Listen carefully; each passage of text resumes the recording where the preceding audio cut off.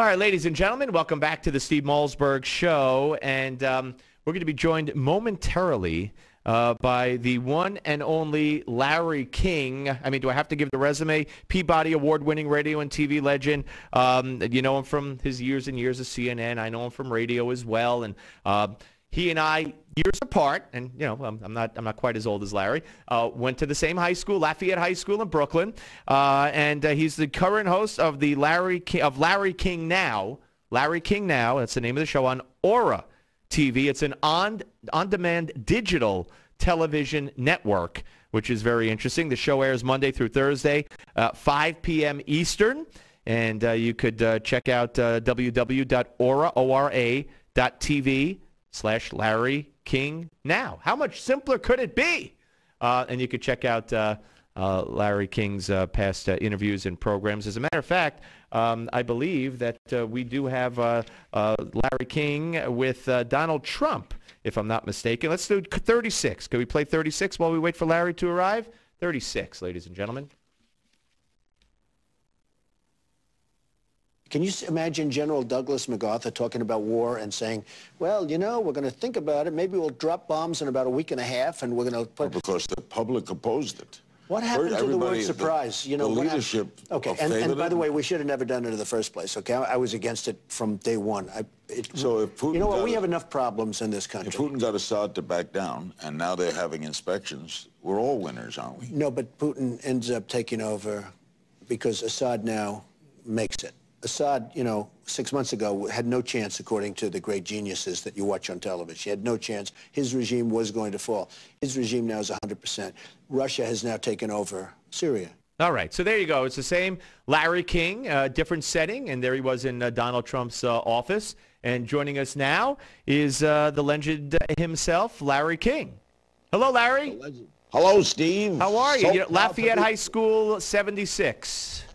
Lafayette High School, 51. Yeah, I know. I know that full well. And, you know, I'm a Brooklyn kid. You know that full well. And, you know, I'm a Brooklyn kid. You're a Brooklyn kid. I mean, I grew up watching you, listening to you, radio. It's good. And it's the second time we've talked, I think. You'd have no way of remembering years and years ago. I think one of your books, while I was at ABC or OR, I don't remember. They're not called the Frenchies anymore. No, you know, well, is there even a school there? I mean, it was hell high. They closed it at one point. Yeah, it's like a 4-part school. It's a magnet school.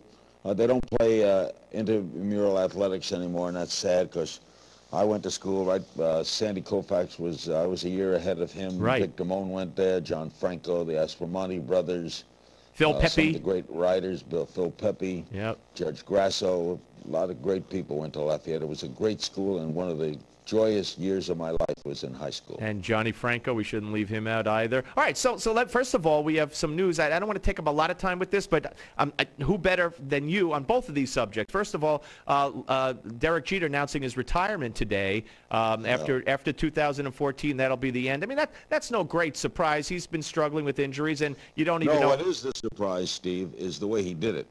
Yeah, on Facebook. Derek Jeter on Facebook, and he did like 6 paragraphs, which was extraordinary because Derek Jeter, I would have expected at the end of the year to have said, that's it. But I think he's going to appreciate all the accolades he's going to get all year long in every ballpark. He deserves all of them. I have often said if you look up the word class in the dictionary, you'll get his picture. And he paid me one of the best moments of my life. At the All-Star game in Anaheim a couple years back, I emceed the All-Star Parade, which went through Disneyland. All the athletes were in cars, all the players on the American National League teams. And at the end of it, Jeter jumped out of the car, walked over to me and said, there are a lot of phony legends in the world, but you are a true legend. That is very classy and nice. My boys were with me, and it really impressed me. And then when I had my 80th birthday party, they did a special tape, celebrities, you know, wishing me a happy birthday, and Jeter was one of them. That is great. Well, so maybe I have an affinity for him, but not for the Yankees. I have never, ever rooted for the Yankees. Maybe you'll get the first interview with him when he on your new show, and that's exciting for you on Aura, O-R-A TV. Yeah, oh yeah, we're distributed by Hulu. We're doing very well. We're on RT and the cable network. We're distributed now in Canada, parts of Europe. Going to have big news coming about South America. very exciting. And I'm doing radio too. I do Dropping In with Larry King. It's on, you see it, you can get it on AARP, and it's on Cumulus radio stations all around America. So I thought I could retire, Steve, but I couldn't. No, the public won't let it happen. Also, Sid Caesar passing away today. Sad. Well, he lived a long, 91, tremendous life. 91. He was a great guy, great guest, great guy to be around. I was at his home about 4 months ago. Mel Brooks was there, Carl Reiner. He was not speaking at the end of his life. He couldn't speak. But he sat there. I hope he understood what was said, because a lot of great things were said about him. I had the good fortune of spending some time with him, interviewing him about 5 or 6 times. We did 3 hours once at the 92nd Street Y. I was abbot of the Friars Club in L.A. and introduced him at Friars dinners. I'm now dean of the Friars in New York, and we would hope to have him, we were going to have him at our next big dinner honoring Robert De Niro in June, but sadly that didn't happen. I was very sad to hear that this morning. Larry, let me ask you, you made some remarks about CNN. What's happened over there since you left? Well, the remarks were, I was kidding. I was on Huffington Post, and people take things seriously. So someone said, what would you do with CNN? I said, I'm not a programmer, but if I were up to me, I'd put a Cartoon Network on, you know. And that was a joke? It was no, I was serious. Well, people thought you were serious. Oh, well, wait a minute. Wait a minute. Maybe it'll work. Let's look at this. Hold it. 24 hours a day, SpongeBob, plus breaking news. I'll bet you would dominate cable. You got to give them breaking news. So SpongeBob, hurricane. SpongeBob, World War VI. That, you know, you say that joking. I don't think the numbers could be a whole lot much worse than they are now. To what do you attribute the decline? Seriously, aside from your departure, what the changes that have been? My departure mostly. I think that. Well, of course, but seriously, what's wrong? What's wrong with CNN right now, in your view? I'm not a programmer, so You're a viewer, though, Larry. Now you're a viewer. So what's wrong with it? As a viewer, they don't have a lot of appointment viewing. What television depends on, one thing Larry King Live was, whether you liked it or didn't like it, was appointment viewing. People said, I'm going to watch Larry King Live. It's 9 o'clock each, and I'm going to tune it on. I still hear from people now all the time how much it became a place. And it was just, hey, it was the longest running show in the history of television to be broadcast at the same time on the same network for almost 26 years. So it became part of the culture. And I don't know, I think anyone who stays that long, there's a lot to be said for longevity. So I think what it doesn't have now is, I mean, it has this, Wolf Blitzer is a wonderful anchor. I think young Cuomo in the morning is one of the great personalities on TV. I think they're probably using him in the wrong place in the morning. I'd have him on in prime time. But again, that's my own guess. Someone told me that talk television doesn't work anymore. By the way, all the news networks are down. Right. Well, there's so many more choices. Yeah, but you got 5. Right. Well, there's so many more choices. Yeah, but you got 500 choices. You can go so many. For example, I'm a sports addict, so at the news network, I watch Oberman on ESPN, which I think is one of the great shows on television. I mean, the guy is just a genius at what he does, and I find that fascinating. Now, that's appointment viewing for me. That's appointment viewing for me. I make it a point to watch Oberman. What do you think? Right. No, that's an interesting point. Now, Fox has appointment viewing with some of their personalities. MSNBC, they have a couple of appointment viewers, I guess, but MSNBC is liberal, Fox is conservative. They both make no bones about it. I would not call them the place to get great information. I think you get information, but they're preaching to the choir. CNN is in the middle. When a big story breaks, CNN gets viewers, but you don't get a big story every day.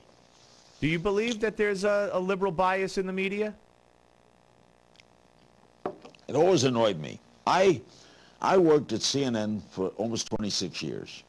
I worked at Mutual Radio for 20 years.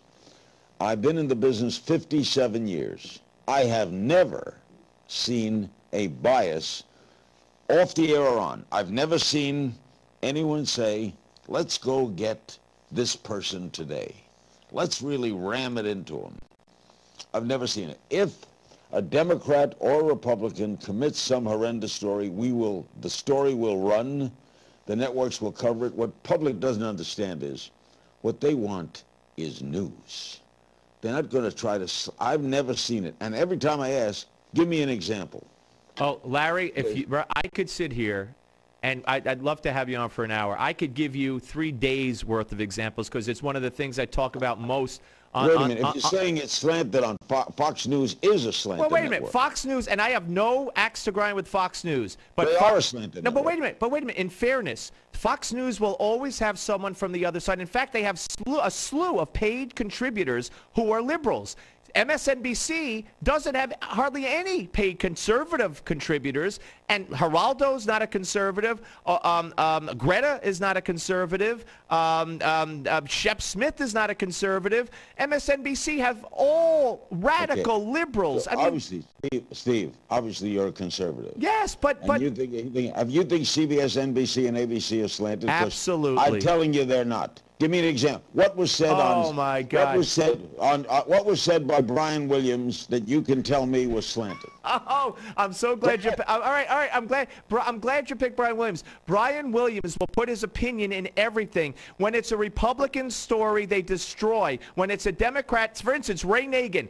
You watch. Well, you don't have to watch. There are groups that do these studies. Ray Nagin, the mayor of New Orleans, convicted today on 21 of 22 counts or 20 of 21 counts, and the networks and the AP and all of them will avoid saying that he's a Democratic mayor. They will not include Democrat as a strategy, as a matter of fact. Yet when it's a Republican, they plaster Republican all over the place. First of all, Brian Williams is not on the air yet, so you're assuming he's not going to say he's a Democrat, But I could, Brian. Hold it. Yeah. It's not on the air yet. So you're putting words into his mouth that haven't occurred. So you're slanting it, aren't you, Steve? Hold it. Wait a minute.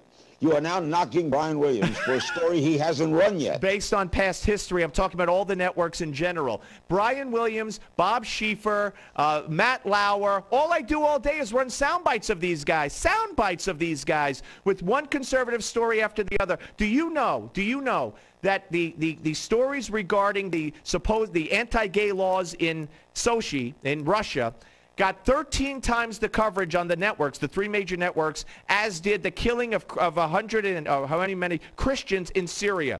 Though that story got 3, and there were about 29 stories on the Sochi gay. There's an agenda out there, Larry. There is a radical agenda out there. I want to tell you something, Steve. Steve, I'm glad that you respect me. So respect me. I've been in the business 57 years. I have never seen an agenda meeting. I have never seen anyone at CNN ever say, boy, here's how we're going to deal with this today, to put this guy down and elevate this guy up. I've never seen it. By the way, I think the networks thoroughly covered Clinton Lewinsky. I think he was a Democrat.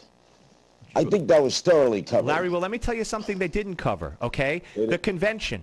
The convention of the Republicans in 2012 was called by some in the media on the really radical left and many politicians and pundits the convention of rapists. Why? Because one stupid congressman said something stupid about rape. That tainted the whole convention. Yet Bill Clinton was the keynote a week later for the Democrats. Bill Clinton, who was accused of rape, of sexual assault, of taking it out, and who was accused of rape, of sexual assault, of taking it out, and of an affair in the Oval Office.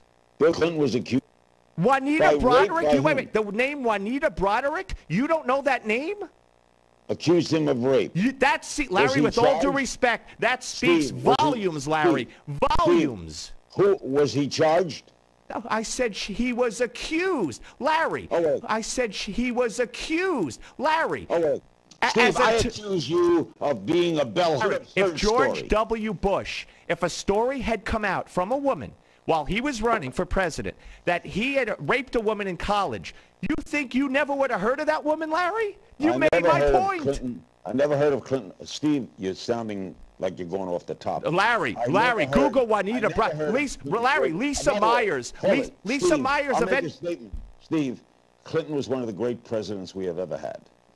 And what a president does, I never heard him. Larry, Lisa Myers of NBC News did a half-hour sit-down with her at the time. Google it, look it up. I can't believe you don't know the name Juanita Broderick. I'll tell you what. Start spreading the name Juanita Broderick around and see how many correct answers you get. Okay. Who is Juanita Broderick? All right. And Kathleen Willey in the Oval Office said she was assaulted sexually. Steve, You heard of her? Steve, if you like these kind of things as conspiracies. She was on 60 Minutes, Larry. Will you respect me that I have never heard an agenda at any network I ever worked at? Will you respect that, or are you not believing me? What's that? What? I've never heard network people get together and have an agenda. I've never heard it. I've covered every convention since 1960, never gone to a convention with a built-in bias. Never. Okay, I respect Now, that that's how you feel. I do. What do you mean feel? It's not what I feel. It's the truth. Well, that's your It's not a opinion. feeling. That's your opinion, Larry. Steve, I've been in the meetings. How could it be an opinion? I have never heard an agenda stated by any I network respect I that worked that's at. your That's not an experience. opinion. I respect It's that my that's your experience. experience. Yes, I respect that. Okay, thank you. Yes, absolutely. I'm not here to argue with you. I'm here to have a spirited debate with you. I don't think you're lying to me. I didn't think I was here to debate. I thought I was here to ask to answer intelligent questions. Meanwhile, what I'm hearing it sounds like just a takeoff diatribe. Well, you're entitled to your opinion. I don't agree with you. All right, and now you're entitled to yours, and I don't agree with you. But your experience, I believe. Since it's the only one I have, you have to believe it. All right, listen, Larry. Everyone watch Larry at Aura TV, www.ora TV. Thank you, Larry. Thank you, and I'll tell you later what we're plotting for tonight. All right, thank you, Larry. Unbelievable. Larry King, ladies and gentlemen. Folks, I couldn't come off the top of my head with the specific Brian Williams, but over the years and over the days and the weeks, I played, give me an hour, I'll come up with 10 of them, sound bites. But for him to say, what? Juanita Broderick, who? Bill Clinton was accused of what? That makes my point. That makes my point. How could he never have heard of Juanita Broderick? All right, we're coming back. Steve Malzberg. All right, we're coming back. Steve Malzberg Show on Newsmax TV.